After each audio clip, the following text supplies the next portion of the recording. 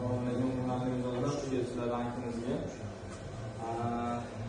Biz sizlarga tariflarimiz qiziqish uyg'otdi. Qaysi tarifimizdan kerak?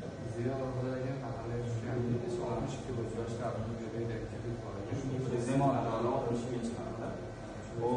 jismoniy yuridik shaxslar ketmaydi, ikkalasini ham tushuntiraveramiz. Jismoniy shaxslar tushuntirib o'tadigan odam bankimiz yo'nalishlari bor. Shu yo'nalishlar asosida oluvchi shaxs, ya'ni 30 yoshda, 18 yoshdan 30 yoshgacha bo'lgan shaxs o'zini o'zi band qiladi.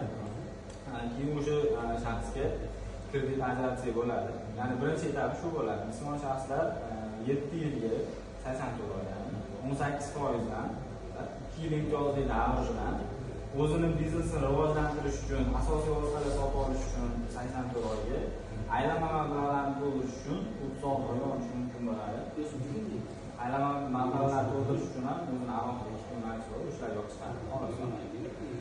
Bu kreditimiz asosiy sharti, asosiy maqsadlaridan biri bu o'sha bandlik, ya'ni bo'sh turgan aholini ish bilan ta'minlash. Asosiy maqsadi shundan iborat bo'ladi.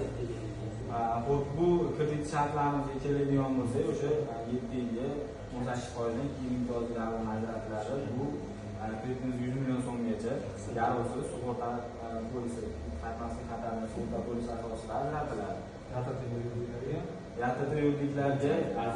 Yalta yuridiklariga keladigan bo'lsa, ularga ham xuddi shunaqa 100 milliongacha sug'urta polisi bilan, agar mabodo kredit 100 milliondan ko'proq kerak bo'ladigan bo'lsa, shunga ehtiyoj bo'ladigan bo'lsa, garov asosida ta'min qilinadi, garov ta'min qilinadi, kreditlarimiz shu asosida ajratiladi. Ularda ham muddati foiz hech narsasi bo'lganmiz 7 yilga 80 to'layga 18%dan 24 imtiyozli davr ajratiladi. Yatatalarga maksimum 500 million so'mgacha garov asosida yuridik MTJlarga, yuridik shaxslarga 5 million so'mgacha ajratsa bo'ladi. Bitta jismoniy shaxslardan farqi, yatatalar ikkita ish yo'lini yaratish kerak bo'ladi. Yuridik shaxslar, MTJlar 20 ta ish yo'lini yaratish kerak bo'ladi. Ya'ni 30 yoshgacha bo'lgan, 18 yoshdan 30 yoshgacha bo'lgan mehnatchilar xato bo'ladi. Shu asosida agar garov bo'lsa, garovlarni qo'yib bemalol ishlarga olishlari mumkin. Sizlarga qaysi biridan mos keladigan bo'lsa, shularni kelishib bo'ladi.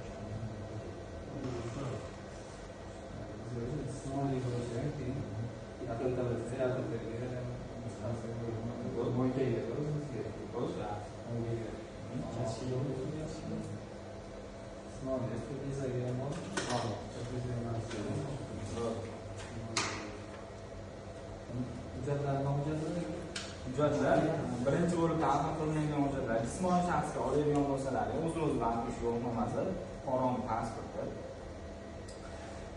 kerak bo'ladi. Keyingisi olsot biz uni o'qituvchi holatda tasdiqlar ta'minlanganlaridan keyin korporativ bank kartamiz bo'ladi. O'shunga pul o'tkazamiz va uni maqsadligiga tekshiramiz. Agar yuridik shaxslar bo'ladigan bo'lsa, o'sha yuridik shaxs guvohnomasi, rahbar pasporti, MTJ bo'lsa ustasi, kredit olishga buyruq qaror va oxirida o'sha olsot shartnomasi, ijarada tugaydigan bo'lsa, ijara shartnomasini olamiz.